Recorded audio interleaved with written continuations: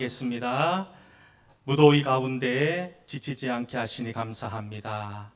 오늘 거룩한 주일 성도들이 주님 말씀 듣기 위해 주님께 예배드리기 위해 주의 전에 올라왔사오니 오늘 선포되어지는 말씀 가운데 나를 돌아보게 하시고 말씀의 이끌림을 받고 아멘의 삶을 살아가기에 부족치 않도록 하나님 함께하여 주시옵소서. 감사드리며 예수님 이름으로 기도하옵나이다. 아멘. 할렐루야. 우리 옆에 분 바라보면서 이렇게 한번 축복하며 인사하겠습니다. 얼음 냉수와 같은 사람 됩시다. 우리가 이 하나님 앞에서도 시원한 얼음 냉수와 같은 사람이 되어야 되고, 옆에 있는 함께 믿음 생활하는 성도들에게도 시원한 얼음 냉수와 같은 그런 조화로운 삶을 살아가는 모든 믿음의 성도들이 다 될 수 있기를 주의 이름으로 간절히 축원합니다. 현대인들의 특징 가운데 하나가 뭐냐 하면 한꺼번에 여러 가지 일을 한다는 겁니다. 한번 생각해 보십시다. TV를 보면서 식사도 합니다. 또 통화도 합니다. 한 번에 두세 가지 일은 기본적으로 하는 것 같아요. 저도 말씀을 준비할 때 보면 컴퓨터 모니터에 여러 가지 창을 띄워놓고 또 찬양을 틀어놓고 성경을 읽기도 합니다. 한 번에 두세 가지 일은 기본적으로 다 해낼 만큼 우리는 분주하고 또 바쁘게 정신없이 살아가는 것 같아요. 그런데 왜 우리가 이렇게 바쁠까요? 물론 시간이 없기 때문이기도 하지만 우리가 바쁘게 사는 또 다른 중요한 이유는 우리에게 가득한 막연한 두려움, 걱정, 염려의 마음들을 이런 바쁨을 통해서 좀 잊어버리고 싶어 하려고 하는 그런 인간의 본능이 그곳에 담겨져 있는 것이 아닐까요? 그래서 사람들은 뜻하지 않은 어려움을 만났을 때 내 인생에 수많은 창들을 열어놓고 그 문제들을 해결해 나려고 분주하게 애쓰고 노력할 때가 많더라는 겁니다. 우리에게 시도 때도 없이 느끼는 두려움의 가장 큰 원인은 아마 그런 것 같아요. 내가 지금 내딛고 있는 걸음이 내가 걸어야 될 길이 안전한 길인지 위험한 길인지 모른다는 데 있다는 거예요. 불확실하다는 거예요. 야, 내가 지금 걷는 길이 바른 길인지 잘못된 길인지 알지 못한다는 겁니다. 1975년 미국의 경제학자인 존 캘브레이스라고 하는 사람이 한 권의 책을 지었어요. 그 책 제목이 뭐냐 하면 불확실성의 시대라는 제목의 책을 냅니다. 1975년에 이 책을 내었어요. 그런데 사람들이 이 책을 읽고 야, 이제 우리가 앞으로 맞이해야 될 시대가 이렇게 불확실성의 시대가 되겠구나라고 하는 그런 마음의 염려들이 생기기 시작했고, 지금 우리가 살고 있는 시대를 다들 불확실성의 시대라고 말합니다. 불확성 시대의 가장 큰 특징이 무엇입니까? 우리가 오랫동안 경험하고 축적되어져 있던 옳고 그름의 문제의 그 판단이, 그 기준이 점점점 흐트러지기 시작한다는 거예요. 절대 진리라고 여겼던 것이 더 이상 절대 진리가 아니더라는 거예요. 합리성과 이성의 기초 위에 서 있던 수많은 것들이 부정당하는 이런 불확성한 시대 속에 우리들은 내몰리고 있다는 겁니다. 특히 이런 불확실성은 우리 믿음의 성도들이 하나님을 의지하고 믿음으로 살아가는 데 있어서 얼마나 큰 장애물이 되는지 모릅니다. 여러분, 하지만 아무리 불확실한 것으로 가득한 시대를 우리가 살고 있다 하더라도 결국 답은 하나님이더라는 겁니다.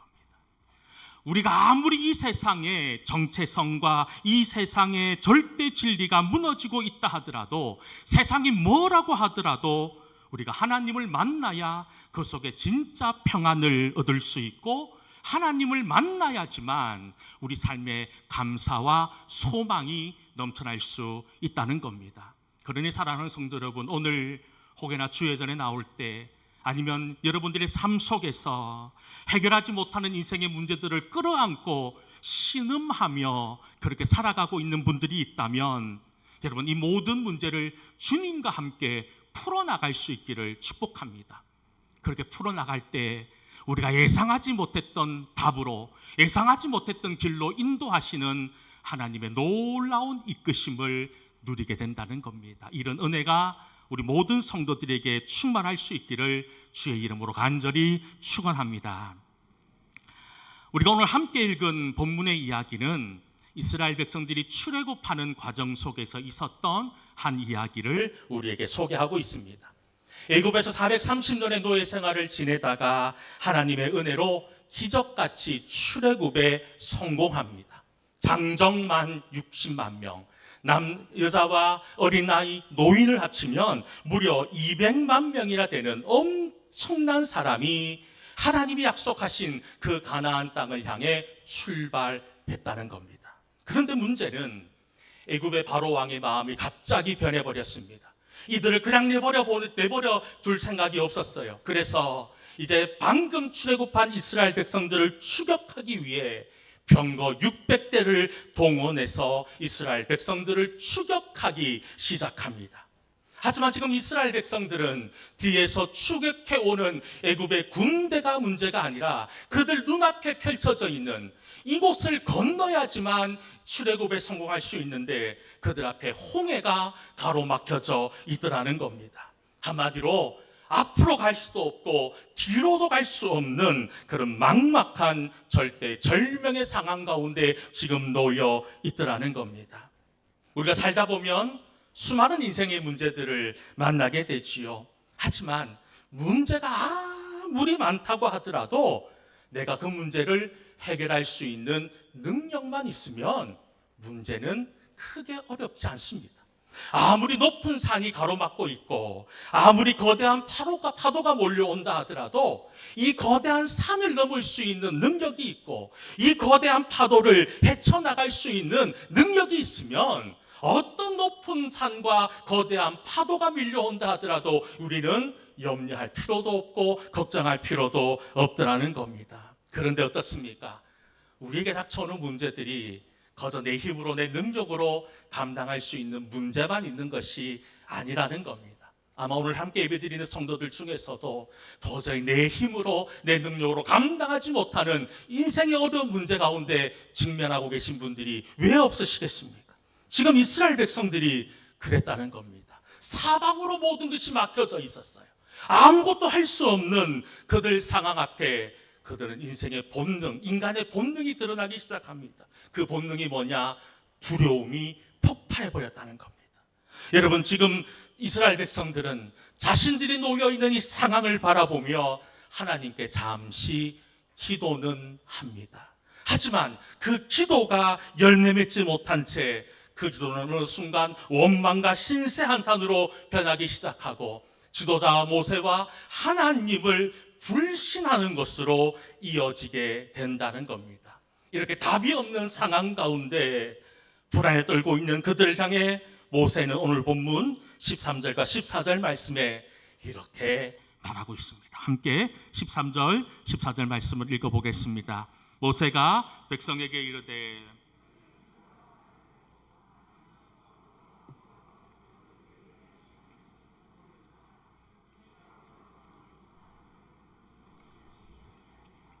여호와께서 너희를 위하여 싸우시리니 너희는 가만히 있을지니라. 아멘. 모세가 이스라엘 백성들에게 이렇게 얘기합니다. 두려워 벌벌 떨고 있는 백성들에게 여호와께서 너희를 지켜주실 것이고 너희를 위하여 싸워주실 것이니 너희는 좀 가만 있으라는 거예요. 근데 여러분 한번 생각해 보십시다. 지푸라기라도 잡아야 되는 상황이잖아요. 무엇이든지 해봐야 되는 상황이잖아요.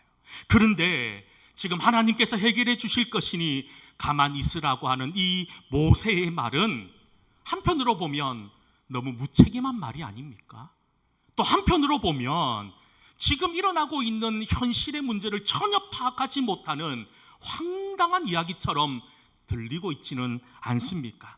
하지만 여러분, 지금 모세가 이스라엘 백성들을 향해 가만히 있으라고 하는 이 말은 무책임한 말도 아니었고 현실 감각이 없는 허풍 같은 소리가 아니라 현실을 뛰어넘는 강력한 믿음의 고백이더라는 겁니다. 우리가 인생을 살다 보면 지금 이스라엘 백성들처럼 홍해가 길을 막고 뒤에서 애굽의 군대가 쳐들어오는 것처럼 여러분 세상의 광풍 앞에 살아갈 때가 있지 않습니까? 하지만 여러분 그 순간에 우리는 두려워하고 염려의 마음이 밀려오지만 더 이상 두려워하고 염려하지 않기를 축복합니다. 그것을 뛰어넘는, 그리고 우리를 은혜의 길로, 소망의 길로 이끌어 주시는 하나님의 능력을 우리가 소망할 수 있다면 이런 두려움의 순간 속에서도 우리가 하나님을 향해 두 손 높이 들고 찬양할 수 있는 것이 아닐까요? 지금도 많은 성도들이 내 생각과 내 뜻대로 되지 않은 현실의 문제 앞에 원망의 바다를 바라보고 있지는 않습니까? 여러분, 지금 여러분들이 서 있는, 여러분들이 스스로 생각하는 이 바다가 더 이상 원망의 바다가 아니라 여러분들을 기도로 이끄는 기도의 바다가 되기를 축복합니다. 지금 두려움에 떨고 있는 백성들을 향해 모세는 하나님께서 너희들을 이 홍해를 건너게 해주실 것이라고 말씀합니다. 오늘 본문 15절, 16절 말씀 같이 한번 이 말씀 읽어보도록 하겠습니다. 여호와께서 모세에게 이르시되 너는 어찌하여 내게 부르짖느냐?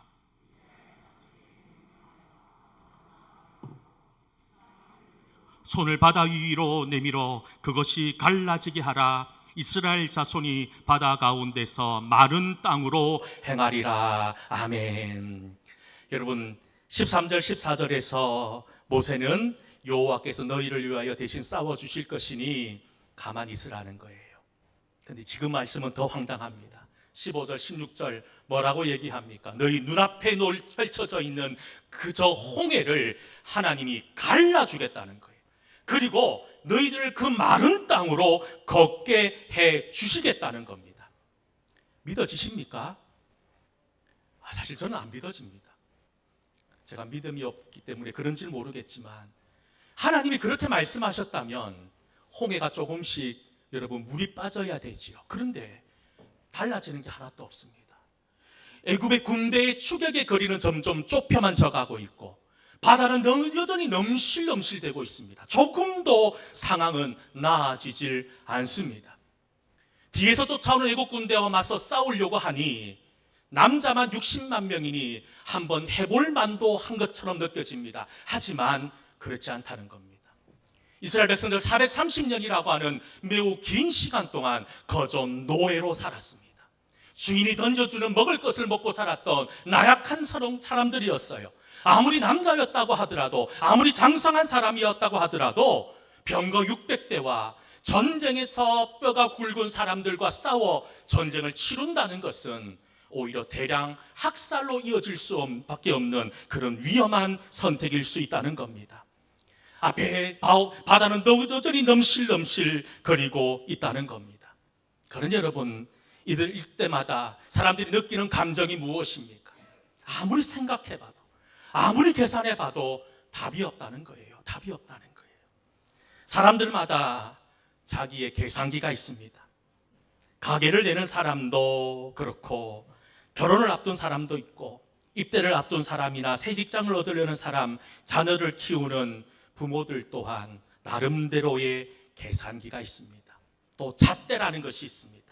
저마다 손에 든 나름대로의 자, 어떤 사람은 30cm의 자가 있고 어떤 사람은 한 2m쯤 되는 줄자를 가지신 분도 있으실 겁니다. 여러분, 2m짜리 줄자를 가진 사람을 한번 생각해 보십시다. 2m는 잴 수 있습니다. 그런데 어떻게 됩니까? 그거보다 더 큰 길이를 재려면 어떻게 해야 될까요? 물론 한 10m 정도 되는 크기면 5번 나누어 재면 10m 정도는 잴 수 있겠지요. 그런데 만약 우리가 재어야 될 거리가 한 1km쯤 된다고 생각해 보십시오. 아무리 2m짜리 줄자를 가지고 있다 하더라도 정확한 거리를 잴 수는 없다는 겁니다. 그런데 여러분, 사람들은 늘 내가 가지고 있는 잣대, 내가 가지고 있는 자가 최고라고 생각합니다. 이것을 최선이라고 생각합니다. 하지만 여러분들이 최고라고 생각하는 여러분들의 자가, 여러분들의 잣대가 사실 눈앞에 보이는 현실의 것마저도 제대로 잴 수 없는 여러분 분명한 한계를 가지고 있음에도 불구하고 우리는 그것에 의지하고 그것에 소망을 두고 살아갈 때가 얼마나 많이 있느냐는 거예요. 그리고 내가 가지고 있는 이 자가, 내가 가지고 있는 이 잣대가 최고의 것이라고 상대방을 윽박지르기도 하더라는 겁니다. 여러분, 이처럼 세상의 것도 제대로 잴 수 없는 우리 인생의 자를 가지고 어떻게 영원한 것을 잴 수 있으시겠습니까? 여러분, 세상의 것으로는 영원한 것을 잴 수 없다는 겁니다. 하늘의 것을 재기 위해서는, 하나님의 마음을 재기 위해서는 이 땅의 잣대가 아니라 영원한 것을 잴 수 있는 영혼의 잣대를 가지고 재어야 한다는 겁니다. 여러분, 우리가 가지고 있어야 될 영혼의 잣대가 무엇입니까? 바로 하나님 아니더냐는 겁니다. 지금 이스라엘 백성들, 뒤에는 애굽의 군대가 쫓아오고 앞에는 홍해가 펼쳐져 있는 상황 가운데 그들이 재려고 했던 자는 하나님이라고 하는 이름의 자가 아니라 자신들이 430년 노예 동안 노예로 살며 헐벗고 살았던 그런 인생의 짧은 자를 가지고 이 인생의 문제를 해결하려고 하니 답이 없는 거예요. 잴 수가 없는 거예요. 그곳에 하나님의 은혜를 경험할 수 없다는 겁니다. 이처럼 지금 이스라엘 백성들은 불확실함으로 가득한 시대 속에, 상황 속에 놓여 있다는 거예요. 그런데 그뿐만 아니라 우리가 함께 예배드리는 여러분 또한 모든 것이 불확실합니다. 내일 도대체 무슨 일이 일어날지 아무도 모르는 상황 속에 우리가 내몰려 있지는 않냐는 거예요. 이때 우리가 지금 뭘 해야 됩니까? 내가 가지고 있는 내 생각과 내 경험과 상식의 잣대를 내려놓고 하나님의 잣대로 이 상황들을 바라볼 수 있는 영의 은혜가 우리에게 있어야 된다는 겁니다. 사랑하는 성도 여러분, 어떤 상황 가운데 놓이더라도 내가 가지고 있는 짧은 잣대로 상황을 바라보는 것이 아니라 우리를 영혼의 길로 인도하시는, 우리를 소망의 바다로 인도하기를 원하시는 그 하나님의 그 잣대를 가지고 이 세상을 바라볼 수 있는 믿음의 성도들 될 수 있기를 축복합니다. 그러면 어떻게 하면 이런 영혼의 잣대인 하나님을 우리가 마음속에 가질 수 있을까요? 우리가 기도해야 된다는 것. 우리가 기도할 때 하나님의 은혜가 우리 속에 역사한다는 겁니다. 여러분들은 얼마나 하나님 앞에 기도하십니까? 상당히 많은 성도들이 슬픈 이야기지만 기도에 담을 쌓고 살아갑니다. 기도하지 않습니다. 기도와 완전히 분리된 삶을 살고 있지 않습니까? 기도는 무엇입니까? 하나님이 우리 성도에게 주신 가장 강력한 무기이고 무엇이든지 열 수 있는 열쇠임에도 불구하고 여전히 내 계산기, 내 자를 가지고 이 세상에 살려고 하니 여러분, 우리 인생이 어떻게 되겠냐는 거예요. 여러분, 다시 한 번 더 인생의 홍해와 인생의 바로의 군대의 그 절망적인 상황 가운데 놓이더라도 더 이상 원망하지 마시고 더 하나님께 기도함으로 원망의 바다를 기도의 바다로 바꿀 수 있는 믿음의 성도들이 다 될 수 있기를 주의 이름으로 간절히 축원합니다. 그리고 하나님께서는요, 이렇게 불평과 원망의 바다를 구원의 바다로 바꾸어 나가셨습니다. 오늘 본문 21절, 22절 말씀 같이 한번 읽어보도록 하겠습니다. 모세가 바다 위에 손을 내밀매 여호와께서 물이 갈라져 바다가 마른 땅이 된지라. 이스라엘 자손이 바다 가운데를 육지로 걸어가고 물은 그들의 좌우에 벽이 되니. 홍해가 열렸다는 거예요. 모세가 손을 들고 기도하니까요, 여러분, 동풍이 불어서 바다가 갈라지고 벽이 되어버린 겁니다. 여러분, 이런 일은 지금까지도 없었고 앞으로도 없을 자연현상입니다. 이것을 무엇으로 설명할 수 있을까요? 이것은 여러분, 하나님의 기적이었습니다. 하나님의 능력입니다. 여러분, 하나님의 일하심은 내 생각과 상식을 뛰어넘습니다. 여러분, 그런데 왜 자꾸 여러분들의 인생의 문제를 내 생각과 내 상식의 틀 속에 자꾸 가두려고만 하십니까? 여러분, 우리에게 길이 보이지 않을 때가 있지 않습니까? 바둑 두시는 분들 이야기를 들어보면 재밌습니다. 예를 들어서 이제 바둑을 시작한 9급, 8급, 7급 되는 사람들은 그 정도 길밖에 모른다는 거예요. 9급짜리 바둑 두는 사람이 5단 이상 고단수의 바둑을 두는 사람들의 길을 알 수 있을까요? 모른다는 거예요. 길을 모른다는 거예요. 우리도 마찬가지입니다. 우리는 연약한 인간입니다. 하나님 없으면 살 수 없는 존재들이라는 거예요. 그런데 여전히 이 세상의 강풍 앞에서 내 생각으로 모든 것을 바라보고 있지는 않습니까? 하나님께서 기적을 베풀어 주실 때에도 내가 아는 상식과 내가 알고 있는 경험 위에서 역사할 것이라고 생각합니다. 아니라는 거예요. 이스라엘 백성들이 어찌 홍해가 갈라질 것이라고 생각했겠습니까? 홍해를 마른 땅으로 거둘 것이라 누가 생각했겠냔 말입니다.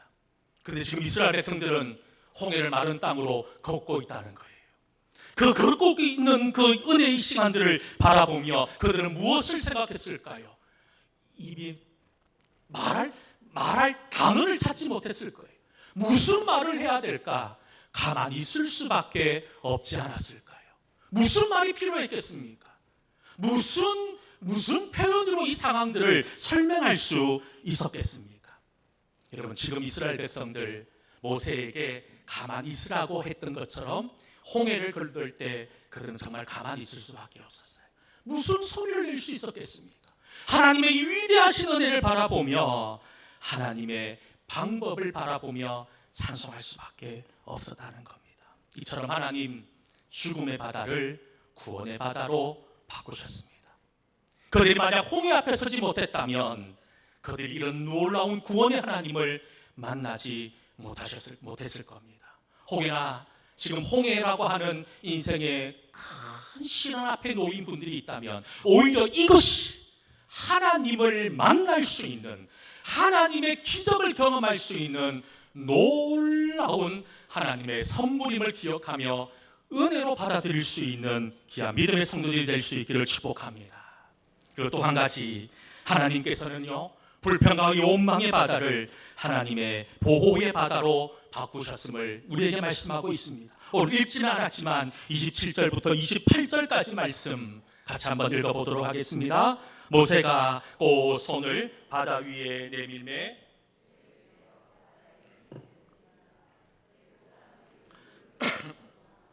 여호와께서 애굽 사람들을 바다 가운데에 보시니 물이 다시 흘러 병거들과 기병들을 덮되 그들의 뒤를 따라 바다에 들어간 바로의 군대를 다 덮으니 하나도 남지 아니하였더라. 아멘.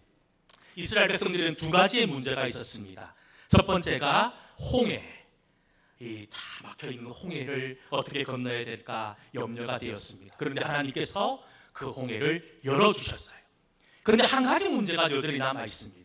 그것이 뭐냐 하면 600대의 병거를 이끌고 이스라엘 백성들을 맹렬히 추격해오고 있는 애굽의 바로와 군대였습니다. 아무리 여러분 홍해가 갈라졌다고 하더라도 200만 명의 사람이 홍해를 건너는 데에는 수많은 시간들이 필요했을 거예요. 이제 먼지 구름을 일으키고 애굽의 군대가 몰려오고 있습니다. 여전히 문제가 해결되어지지 않았습니다. 여전히 애굽의 창과 칼에 죽음당할 수 있는 그런 상황이었다는 겁니다. 그리고 이제 애굽의 군대들이 이스라엘 백성들의 후미를 바라보며 그들 또한 홍해의 바닷길로 접어들었습니다. 그들 또한 마른 땅을 걸어가며 뛰어가며 이스라엘 백성들을 추격해 오기 시작합니다. 그런데 어떻게 됩니까? 그들이 그렇게 믿었던 강력한 무기였던 병거가 진흙에 박혀 더 이상 앞으로 나가지 못합니다. 우왕좌왕하고 있을 때 그들에게 담이 되었던 홍해가 그들을 덮쳐버림으로 이스라엘 백성들에게 해결하지 못했던 마지막 퍼즐인 애굽의 군대마저도 하나님께서 덮어주심으로 모든 문제를 해결해 주셨다는 겁니다. 이 말의 의미가 무엇일까요?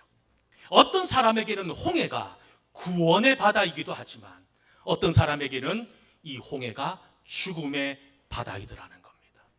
이스라엘 백성들 하나님 말씀에 의지할 때 그곳은 구원의 바다가 되었습니다. 하지만 하나님을 알지 못했던 애굽의 군대는 그곳에 몰살당하는 죽음의 바다가 되어버렸다는 겁니다. 여러분, 이것이 하나님의 일하심이라는 겁니다. 짐 콜린스라고 하는 사람이 좋은 기업을 넘어 위대한 기업이라고 하는 제목의 책을 통해서 이 세상에서 성공하는 기업의 원리 가운데 하나를 고슴도치 원리라는 것을 제시하고 있습니다. 고슴도치 여러분 많이 보셨지요? 고슴도치가 사는 밀림과 정글은 사나운 맹수로 가득합니다. 흔히 맹수들은 빠른 발을 가졌고 날카로운 발톱과 이빨을 가지고 약한 짐승들을 공격해서 먹잇감으로 잡습니다. 하지만 고슴도치는 이런 맹수와 비교해보면 너무나도 약합니다. 빠른 발도 없고요, 날카로운 이빨도 없고 발톱도 없습니다. 그런데 여러분, 중요한 것은 무엇인 줄 아십니까? 아무것도 내세울 것이 없는 이 고슴도치를 사나운 맹수들이 감당해내지 못한다는 겁니다. 맹수들이 덮치기 위해 올 때 자기가 가지고 있는 가시를 뾰족 들어 세워서 맹수들의 접근을 막아버린다는 겁니다. 여러분, 이 고슴도치가 가진 유일한 힘이 무엇일까요? 고슴도치는 느립니다. 이빨도 약하고 가진 것도 없습니다. 한 가지 가진 것이 있었습니다. 그것이 바로 날카로운 가시였습니다. 여러분, 이 세상에 수많은 기업들이 있습니다. 잘 나가는 기업들을 보면 문어발식으로 기업을 확장한 기업이 장난하는 것이 아니라 자신들의 강점, 자신들의 장점을 극대화하는 기업이 잘 되는 기업입니다. 우리 또한 마찬가지입니다. 성도인 우리들 또한 세상의 기준으로 보면 우리는 가진 것이 없죠. 약합니다. 부족합니다. 하지만 우리에게는 이 세상이 가지지 못한 한 가지가 있습니다. 바로 하나님이 우리의 주인이시다라는 겁니다. 그 하나님이 우리의 주인이 될 때 이 세상은 우리를 넘보지 못한다는 겁니다. 중국에 한 청년이 있었습니다. 키는 1m 62. 제가 1m 78이거든요. 저보다 한참 제 어깨 정도 되는 키를 가지고 있는 청년이었습니다. 몸무게는 45kg. 별명은 이티였다고 합니다. 한마디로 그 외모가 얼마나 초라한지 짐작이 되시지요. 여러 가지 이유로 그런 취업에 무려 30번이나 실패합니다. 미국의 KFC, 이런 그 유명한 치킨 브랜드죠. 제가 참 좋아하는 치킨 브랜드인데 이 KFC가 중국에 들어올 때 여러분 사람들을 뽑았다고 합니다. 사람들이 없으니까요. 그런데 일자리를 구하는데 24명이 KFC 아르바이트로 신청을 했다는데 24명 중에 23명이 붙고 이 친구가 떨어졌다는 거예요. 열심히 공부해서 경찰 시험에 도전을 했답니다. 마지막 5명까지 남는 시험에 합격을 했는데 그 5명 중에 4명이 붙고 1명이 떨어졌는데 이 친구였다고 합니다. 수도 없이 떨어졌습니다. 내가 이런 직장에 취업하는 건 안 되는 모양이다 라고 생각하고 사업을 시작했습니다. 첫 번째 사업 실패하고 두 번째 사업에 실패합니다. 그리고 결국 세 번째 사업에서 대박을 치는데 단 8년 만에 중국의 제1위 기업이 됩니다. 그 사람의 이름이 누군지 아십니까? 알리바바를 만들었던 마윈이라고 하는 사람입니다. 저랑 비교하면 좀 인물도 부족하고 좀 많이 좀 그렇죠. 근데 여러분, 이 사람이 우리나라 돈 많은 재벌들보다 몇 배나 많은 여러분 그런 경제적인 부를 가지고 있다는 거예요.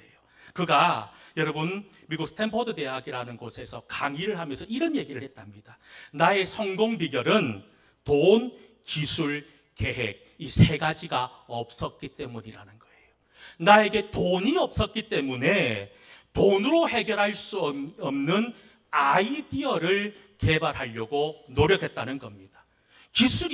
내게 기술이 없으니 기술이 있는 사람을 영입하기 위해서 내가 최선을 다했다는 겁니다. 계획이 없다 보니 극속도로 빠르게 변하는 이 세상 속에 나름대로 잘 빠르게 적응할 수 있었다라고 이야기한다는 겁니다. 우리도 마찬가지 아닙니까? 앞에서도 말씀드렸지만 우리가 가진 것이 없어요. 부족합니다. 하지만 우리에게는 한 가지가 있지 않습니까? 하나님이 계십니다. 하나님이 여러분들의 아버지이십니다. 그러니 더 이상 염려하고 걱정하고 불안해하지 마시기 바랍니다. 주님 품으로 달려가십시다.